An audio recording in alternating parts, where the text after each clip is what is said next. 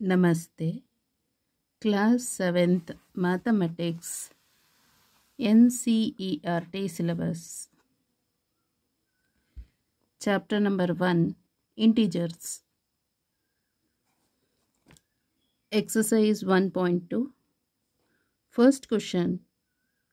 Write down a pair of integers whose option first A sum is -7, B difference is -10, C sum is 0. In the first question, write down a pair of integers whose A sum is -7 ಅಂತ ಹೇಳಿದ್ರೆ so pair of ಇಂಟೀಜರ್ಸ್ನ ಬರಿಬೇಕು. ಗೊತ್ತಾಯ್ತಲ್ಲ, ಎರಡು integers, 2 ಇಂಟೀಜರ್ಸ್ನ ಬರಿಬೇಕಾಗತ್ತೆ pair of integers. So ಇಲ್ಲಿ a ಮತ್ತು ಇಲ್ಲಿ ಬಿ ಇರಲಿ. ಸೊ ಈಕ್ವಲ್ ಟು ಸಮ್ ಏನಾಗಬೇಕು, ಸಮ್ ಈಸ್ -7 ಆಗಬೇಕು. ಗೊತ್ತಾಯ್ತಲ್ಲ. ಸೊ ಸಮ್ ಅಂತ ಹೇಳಿದ್ರೆ ಎ ಪ್ಲಸ್ ಬಿ. ಇಲ್ಲಿ -7 ಅಂತ ಆಗಬೇಕಂದ್ರೆ any one number is negative integer ಇರಬೇಕು. But that number is greater than other integer. ಗೊತ್ತಾಯ್ತಲ್ಲ. ಸೊ ಇಲ್ಲಿಗೆ ಎಗೆ -15 ಹಾಕ್ತೇನೆ ಆ್ಯಂಡ್ ಪ್ಲಸ್ ಬಿ ಈಸ್ 8 ಹಾಕಿದರೆ ರಿಸಲ್ಟ್ ಸಮ್ ಏನಾಗುತ್ತೆ -7 is the answer. Okay, a is -15 and b is 8. ಅದಕ್ಕೆ ಆನ್ಸರ್ ಏನು ಬರೀಬೇಕು ಅಂತ ಹೇಳಿದ್ರೆ -15 ಆ್ಯಂಡ್ 8.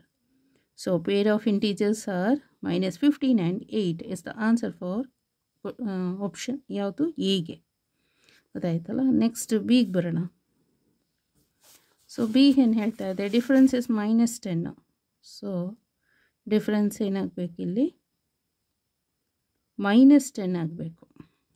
ಡಿಫ್ರೆನ್ಸ್ ಅಂತ ಹೇಳಿದ್ರೆ ಸೊ ಡಿಫ್ರೆನ್ಸ್ ಅಂದರೆ ಸಬ್ಟ್ರಾಕ್ಷನ್ ಮಾಡಬೇಕು. ಅರ್ಥ ಆಯ್ತಲ್ಲ. ಸೊ ಡಿಫ್ರೆನ್ಸ್ ಈಸ್ -10 ಅಂತ ಹೇಳಿದ್ರೆ ಬೋತ್ ಆರ್ ಪಾಸಿಟಿವ್ ಇಂಟೀಜರ್ಸ್ ಆಗಿರಬೇಕು. ಸೊ ಒಂದು ನಂಬರನ್ನು ನಾವು 15 ಅಂತ ತಗೊಳ್ಳೋಣ ಆ್ಯಂಡ್ ಅನದರ್ ನಂಬರ್ ಈಸ್, ಇದು ಒಂದು number and another number is 25. Both are positive integers. ಗೊತ್ತಾಯ್ತಲ್ಲ. Both are positive integers, but difference ಅಂದರೆ ಮೈನಸ್ ಸಬ್ಟ್ರಾಕ್ಷನ್ ಮಾಡಬೇಕು. So 15 - 25 is -10. So difference is -10 ಬರಬೇಕು. ಸೊ -10 ಬಂದಿದೆ ಅಂದರೆ both the integers are positive ತಗೋಬೇಕು. ಗೊತ್ತಾಯ್ತಲ್ಲ. So answer for this question is 15 and 25. ಯಾವುದಾದ್ರೂ ತೊಗೊಳ್ಬೋದು, ಬಟ್ ಡಿಫ್ರೆನ್ಸ್ 10 ಇರಬೇಕಷ್ಟೆ, -10 ಇರಬೇಕು. Both the values are positive integer ಇರಬೇಕು. ಬಟ್ ಇಲ್ಲಿ ಏನಾಗಿರಬೇಕಂದ್ರೆ ಅಂದರೆ ಇದರಲ್ಲಿ ಫಸ್ಟ್ ಎ ಕೇಸಲ್ಲಿ ನೆಗೆಟಿವ್ ಇಂಟೀಜರು ಒಂದು positive integer. For a one is negative integer and another one is positive integer ಆದರೆ ರಿಸಲ್ಟ್ ಸಮ್ ಏನಾಗುತ್ತೆ, ನೆಗೆಟಿವ್ ಇಂಟೀಜರ್ ಆಗುತ್ತೆ. ಬಟ್ ನೆಗೆಟಿವ್ ಇಂಟೀಜರ್ ಈ ನಂಬರ್ ಇದೆಯಲ್ಲ 15 ಇದೆ, 8 ಇದೆ, ಗ್ರೇಟರ್ ಇರಬೇಕಷ್ಟೆ. ಡಿಫ್ರೆನ್ಸ್ ಅಂತ ಹೇಳಿದ್ರೆ both the integers are positive ಆಗಿರಬೇಕು. ಗೊತ್ತಾಯ್ತಲ್ಲ. ಸೊ -10 ಬರುತ್ತೆ. So 15 and 25 is the answer. Both the integers are positive ಆಗಿದೆ. ಸೊ ಸಬ್ಟ್ರಾಕ್ಷನ್ ಡಿಫ್ರೆನ್ಸ್ ನೋಡಿದರೆ -10 ಇಸ್ ದ ಆನ್ಸರ್. ಸೊ ಸಿಗೆ ಹೋಗೋಣ ಇವಾಗ. Some is 0. ಸಮ್ ಈಸ್ 0 ಅಂತ ಹೇಳಿದ್ರೆ ಸೊ ಬೋತ್ ಆರ್ ಏನಾಗಿರಬೇಕು, ಒಂದು ಪಾಸಿಟಿವ್ ನಂಬರ್ ಆಗಿದ್ದರೆ ಅನದರ್ ನಂಬರ್ ಸೇಮ್ ನಂಬರೇ ಬಟ್ ನೆಗೆಟಿವ್ ಇಂಟೀಜರ್ ಆಗಿರಬೇಕು. ಸೊ ಅಲ್ಲಿಗೆ -49 ಒಂದು ಸಮ್ ಅಂತ ಹೇಳಿರೋದ್ರಿಂದ ಪ್ಲಸ್ ಮಾಡ್ಕೋಬೇಕು and another one is +49. One is negative integer 49, -49 +49 add ಮಾಡಿದರೆ ಸೊ ರಿಸಲ್ಟ್ ಈಸ್ 0. ಗೊತ್ತಾಯ್ತಲ್ಲ. Next second a. Right a pair of negative integers whose difference gives 8 ಅಂತ ಹೇಳ್ತಾ ಇದ್ದಾರೆ. ಅಂದರೆ ನಾವು ಪೇರ್ ಆಫ್ ನೆಗೆಟಿವ್ ಇಂಟೀಜರ್ಸ್ನ ಕನ್ಸಿಡರ್ ಮಾಡಬೇಕು. ಇವಾಗ ಎರಡೂ ನೆಗೆಟಿವ್ ಇಂಟೀಜರ್ಸ್ ಇರಬೇಕು. ಹೂಸ್ ಡಿಫ್ರೆನ್ಸ್ ಗಿವ್ಸ್ ಎಷ್ಟು, 8 ಇರಬೇಕು. ಅಂದರೆ ಬೋತ್ ಆರ್ ನೆಗೆಟಿವ್ ಇಂಟೀಜರ್ಸ್.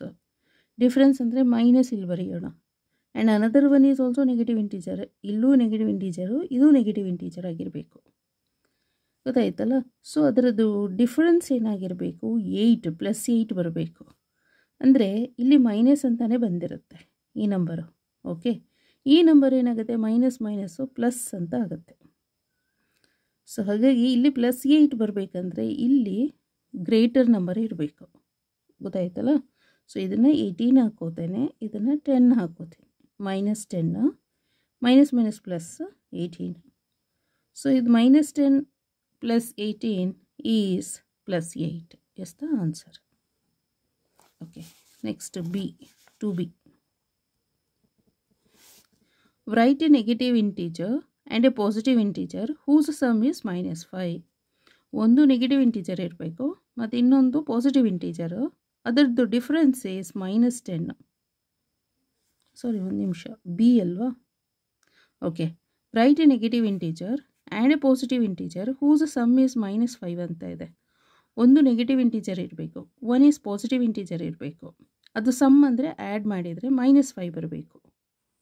ಗೊತ್ತಾಯ್ತಲ್ಲ? ಸೊ ಹಾಗಾದರೆ ಇಲ್ಲಿ ಅಡಿಷನ್ ಆಗುತ್ತೆ. ಇದು ಒಂದು ಇಂಟೀಜರು ನಮಗೆ ನೆಗೆಟಿವ್ ಇರಬೇಕು, ಅನದರ್ ಇಂಟೀಜರ್ ಈಸ್ ಪಾಸಿಟಿವ್ ಇರಬೇಕು, ಬಟ್ ಸಮ್ ಏನಾಗಬೇಕು, -5 ಬರಬೇಕು. ಗೊತ್ತಾಯ್ತಲ್ಲ? ಹಾಗಾದರೆ one is negative integer and another one is positive integer. -10 + 5 ಅಂದರೆ -5. ಸೊ ಇಲ್ಲಿಗೆ ರಿಸಲ್ಟ್ ಏನು, -10 ಆ್ಯಂಡ್ 5 ಅಂತ ಬರೀಬೇಕು. -10 ಆ್ಯಂಡ್ 5 ಇಸ್ ದ ಆನ್ಸರ್. ಗೊತ್ತಾಯ್ತಲ್ಲ? Next 2C. 2C ಇವಾಗ right a negative integer and a positive integer whose difference is -3. So ಇಲ್ಲಿ negative integer, ಗೊತ್ತಾಯ್ತಲ್ಲ? This is negative integer whose difference ಅಂದರೆ ಸಬ್ಟ್ರಾಕ್ಷನ್ ಮಾಡಬೇಕು. ಒನ್ ಈಸ್ ಪಾಸಿಟಿವ್ ಇಂಟೀಜರ್ ಆಗಿರಬೇಕು. Okay, and result difference ಏನಾಗಿರಬೇಕು, -3. So ಇದು positive integer ಆಗಿರಬೇಕು. ಅಂದರೆ -3 ಬರಬೇಕಂದ್ರೆ ಗ್ರೇಟರ್ ನಂಬರ್ ಇದಾಗಿರಬೇಕು. ಗೊತ್ತಾಯ್ತಲ್ಲ? ಅಂದರೆ -1 ಮೈನಸ್ ಪ್ಲಸ್ ಹಾಗೂ ತಗೋಬೋದು. ಈಗ -1 ತಗೊಂಡು ಇಲ್ಲಿ 2 ತಗೊಂಡ್ರೆ, so this is -1, minus plus -2 ಆಗುತ್ತೆ. -1 -2 ಈಸ್ -3 ಆಯಿತು.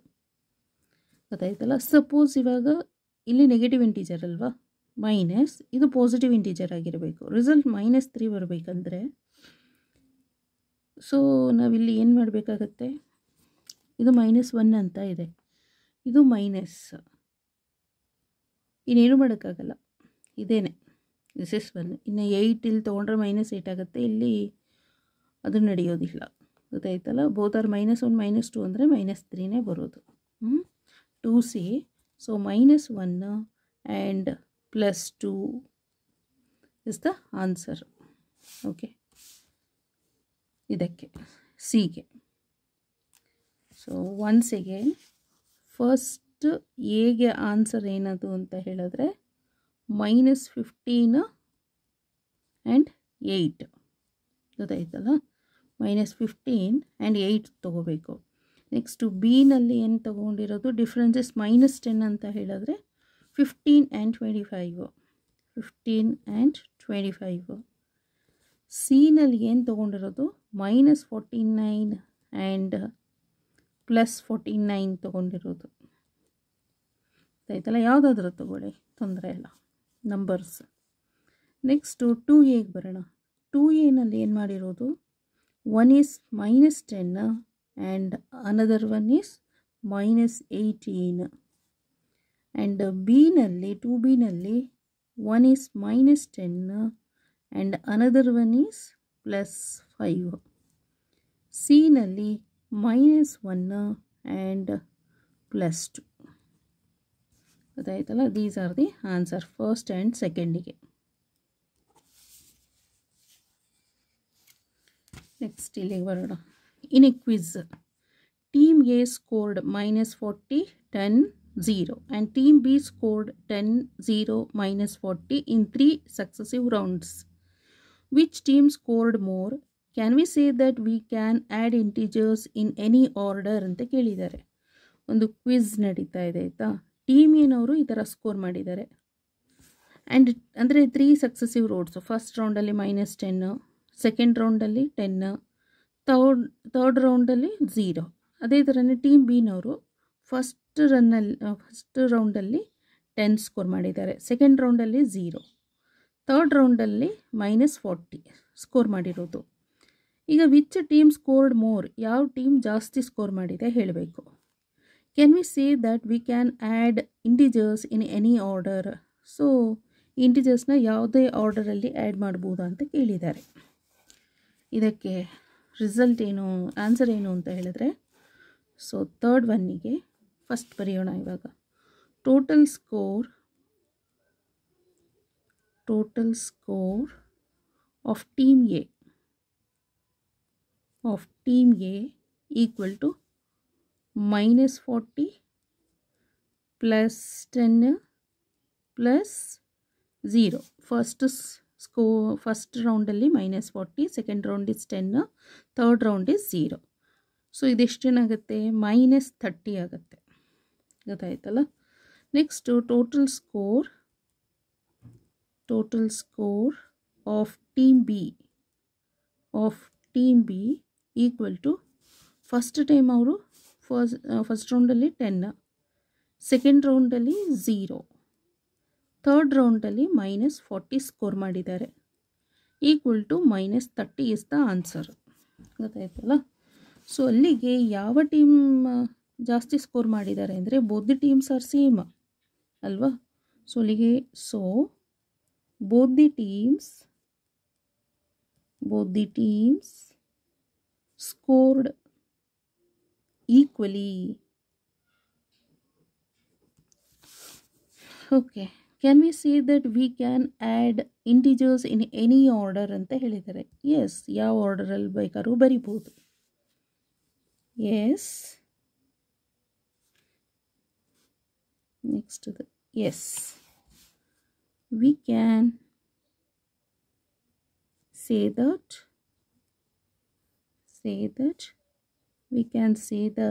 we can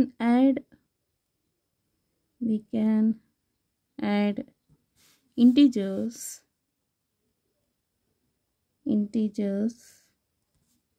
in any order. So ಯಾವ ಥರನಾದರೂ ಹೇಳ್ಬೋದು, ಅಂದರೆ ಬರಿಬೋದಾಯ್ತಾ. ವಿ ಕ್ಯಾನ್ ಆ್ಯಡ್, ಯಾವ ರೀತಿನ ಬರೆಯೋದಲ್ಲ, ಯಾವ ರೀತಿನಾದರೂ ಆ್ಯಡ್ ಮಾಡ್ಬೋದು. ಹೀಗೆ ಯಾವ ರೀತಿಯ ಯಾವ ಆರ್ಡರಲ್ಲಿ ಬೇಕಾದರೂ ನಾವು ಆ್ಯಡ್ ಮಾಡ್ಬೋದು. ಆದರೆ ಫಸ್ಟ್ ಸ್ಕೋರ್ ಎಷ್ಟು ಅದೇ ಬರಿಬೇಕು, ಸೆಕೆಂಡ್ ಸ್ಕೋರ್ ಎಷ್ಟು ಹಾಗೆ ಬರಿಬೇಕು, ಥರ್ಡ್ ಸ್ಕೋರ್ ಎಷ್ಟು ಅಷ್ಟೇ ಬರಿಬೇಕು. ಆ್ಯಡ್ ಮಾಡೋದು ಬೇಕಾದರೆ ಹೇಗೆ ಬೇಕಾದ್ರೂ ಯಾವ ಆರ್ಡ್ರಲ್ಲಿ ಬೇಕಾದರೂ ಆ್ಯಡ್ ಮಾಡ್ಬೋದು. ಓಕೆ, ಈಗ 10 -40 ಅಂತನಾದರೂ ಮಾಡ್ಬೋದು 0 ಅಂದ್ಕೊಂಡು, ಅಥವಾ 10 0 -40 ಫಸ್ಟ್ ಸೆಕೆಂಡ್ ಥರ್ಡ್, ಅಥವಾ ಥರ್ಡ್ ಸೆಕೆಂಡ್ ಫಸ್ಟ್, ಹಾಗೆ 2 3 1 ಹಾಗೆ ಈಗ ಆರ್ಡರೆಲ್ಲಾದರೂ ಆ್ಯಡ್ ಮಾಡ್ಬೋದು. ಬಟ್ ಬರಿಬೇಕಾದ್ರೆ ಸೇಮ್ ಆರ್ಡರೇ ಇರಬೇಕು. First score is this much, second score this much, third score is this much ಅಂತ. ಬಟ್ ಆ್ಯಡ್ ಮಾಡಬೇಕಾದ್ರೆ ಯಾವ ಆರ್ಡರ್ಲಾದ್ರೂ ಆ್ಯಡ್ ಮಾಡ್ಬೋದು. Okay, so next fourth question.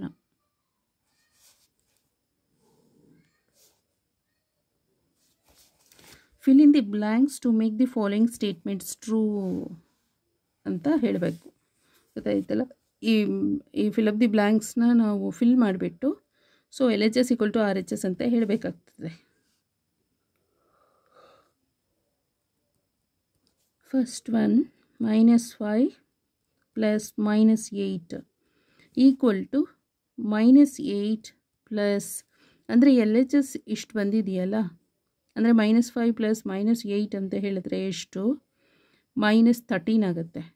LHS -13 ಆದರೆ RHS ಕೂಡ -13 ಆಗಬೇಕು. ಹಾಗಾದರೆ ಇಲ್ಲಿ -5 ಅಂತ ಬರಿಬೇಕು. ಗೊತ್ತಾಯ್ತಲ್ಲ. This is the fill up the ಬ್ಲ್ಯಾಂಕ್ಸ್ದು. Second -53 plus equal to -53. So ಇಲ್ಲಿ ಏನಿದೆ ಅದೇ ರಿಸಲ್ಟ್ ಬರಬೇಕು ಅಂದರೆ ಇಲ್ಲಿ ಏನೂ ಯೂಸ್ ಇಲ್ಲ, ಅದು 0ನ ಬರಿಬೇಕಿಲ್ಲಿ. ಥರ್ಡ್ ಇಲ್ಲಿ 17 ಪ್ಲಸ್ ಇಲ್ಲಿ ಏನು ಗೊತ್ತಿಲ್ಲ, ಇಲ್ಲಿ 0 ಅಂತಿದೆ. ಸೊ 17 ಇಲ್ಲಿದೆ, ಇಲ್ಲಿ ಫಿಲಪ್ ಮಾಡಬೇಕು. ಬಟ್ ರಿಸಲ್ಟ್ ಏನಾಗಿದೆ 0 ಅಂದರೆ ಇಲ್ಲಿ -17 ಆಗಬೇಕು. ಹಾಗಾದರೆ ಎರಡೂ ಆ್ಯಡ್ ಮಾಡಿದಾಗ ನಮಗೆ 0 ಬರುತ್ತೆ. ಒಂದು +17 ಇನ್ನೊಂದು -17 ಆದರೆ. Next fourth. So 13 plus -12 next plus ಇಲ್ಲಿ ಎಷ್ಟು ಬರಿಬೇಕು ಹೇಳಬೇಕು ಈಕ್ವಲ್ ಟು 13 ಪ್ಲಸ್ -12 ಪ್ಲಸ್ -7 ಅಂತ ಹೇಳಿದ್ದಾರೆ. ಗೊತ್ತಾಯ್ತಲ್ಲ? ಸೊ ಇಲ್ಲಿ 13 ಪ್ಲಸ್ -2 ಈಗ ಬರೆದ್ರೆ ಇಲ್ಲಿ -7 ಇದೆಯಲ್ಲ, ಆ -7 ಇಲ್ಲಿ ಬರೀಬೇಕು. ಅಂದರೆ ಇದೇನು ಅಂದರೆ a plus b plus c equal to a plus b plus c ಇದು ಹೀಗೆ ಅಷ್ಟೇ. ಗೊತ್ತಾಯ್ತಲ್ಲ? ಸೊ ಇಲ್ಲಿ -7 ಇತ್ತಲ್ಲ, ಅದೇ -7 ಇಲ್ಲಿ ಬರೀಬೇಕು. ಇದಿದೆ 13 ಇದೆ, -12 ಇದೆ, ಬಟ್ -7 ಇಲ್ಲ, it's not there. So write it here ಅಷ್ಟೇ. Fifth -4 plus 15 plus -3.